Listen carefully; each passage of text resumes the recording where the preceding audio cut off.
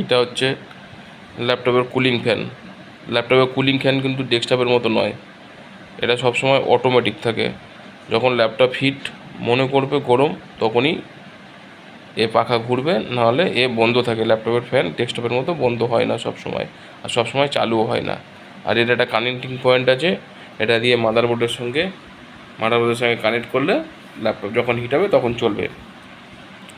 আর আসুন এর পরের পার্ট চিনি। এটা হচ্ছে ল্যাপটপের থার্মাল মডিউল। এটা পুরো পিতলের তামার হয়ে থাকে, আর এইখান থেকে এয়ার পাস হয়। এটা তামার হয়ে থাকে। তামার নিয়ম হচ্ছে, দেখুন এর নিচে প্রসেসর আছে। প্রসেসরটা যখন হিট হয় তখন এই দিক থেকে এই মডিউল থেকে যখন তাপ এদিক থেকে প্রবাহিত হবে একদিক থেকে অন্যদিকে। যেদিকে কম ঠান্ডা তাপ কম থাকবে, চাপ যেদিকে বেশি থাকবে, যেহেতু প্রসেসর এখানে আছে, হিট বেশি এখান থেকে হবে, তাই জন্য এখান থেকে তাপ যেই বেশি চলবে, তাপ এদিকে চলতে হতে এদিকে যেই পাস হবে, তার মধ্যেই এটা পাস হতে এটা ঠান্ডা হয়ে যাবে। এইদিকে গেলে এইদিকে ঠান্ডা হয়ে যাবে, আবার এখান থেকে গরম হবে, আবার এখান থেকে পাস হবে, এইভাবে কন্টিনিউ চলতে থাকে। এটা হচ্ছে র্যাম। আর এটা হচ্ছে ব্যাটারি।